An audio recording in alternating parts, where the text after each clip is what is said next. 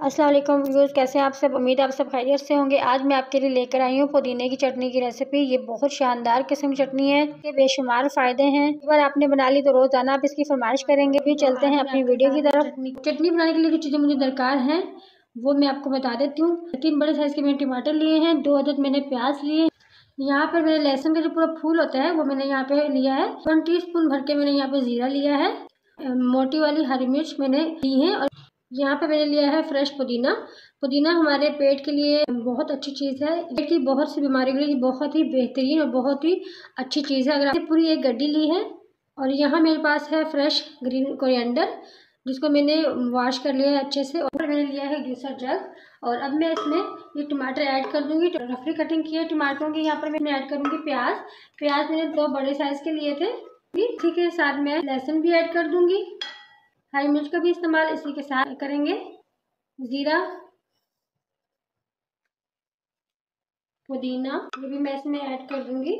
और यहाँ पर इसी के साथ मैं इसमें धनिया भी ऐड कर दूंगी।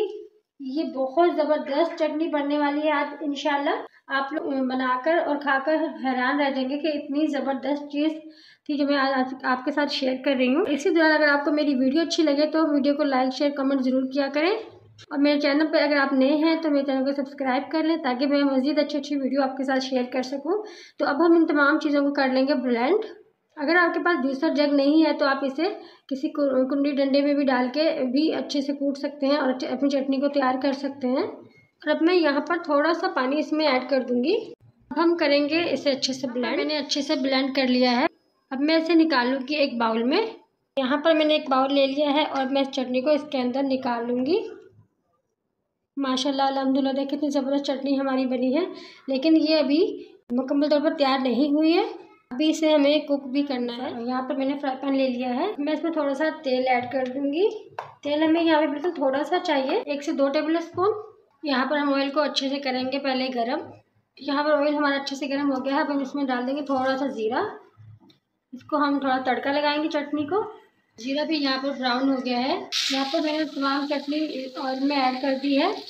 यहाँ पर बहुत ही शानदार किस्म की खुशबू आ रही है इस चटनी में से। और अब हम यहाँ पर लो फ्लेम पे इसकी करेंगे भुनाई तकरीबन 3 से 4 मिनट के लिए, ताकि जो हमने इसमें पानी ऐड किया था वो पानी ड्राई हो जाए और हम अपनी चटनी को सेव करेंगे लॉन्ग टाइम के लिए, तो हमारी चटनी ख़राब ना हो। इस चटनी के बेशुमार फ़ायदे हैं, आप इस चटनी का इस्तेमाल ज़रूर कीजिएगा। और इस चटनी को आपने ज़रूर इस्तेमाल करना है। ये मेरी मदर की वैसे तो रेसिपी है, वो ये चटनी बनाया करती थी, लेकिन उनका इंतकाल हो गया है। अल्लाह पाक उनकी मग़फ़िरत फरमाए।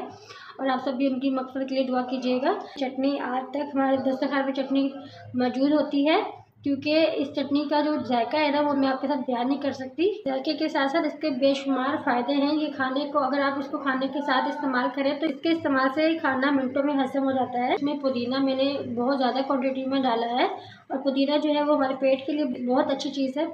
फीडबैक में आपने मुझे ज़रूर बताना है कि आपने ये रेसिपी ट्राई की तो आपकी ये रेसिपी कैसी बनी।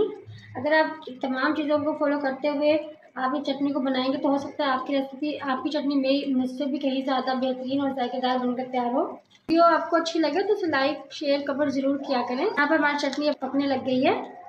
इसमें जो बबल्स आपको नज़र आ रहे हैं उससे पता चल जाएगा कि आपकी चटनी जो है वो बनकर तैयार होने वाली है। अब आप उसको लो फ्लेम पे बनाइएगा, वरना ये जो बबल्स उठ रहे हैं इसमें से खुदा ना खास्ता कहीं आपके हाथ पे गिर जाए, आपके हाथ जल जाए, तो इससे बेहतर है कि आप एहतियात कीजिएगा और लो फ्लेम पे आप इसे बनाइएगा।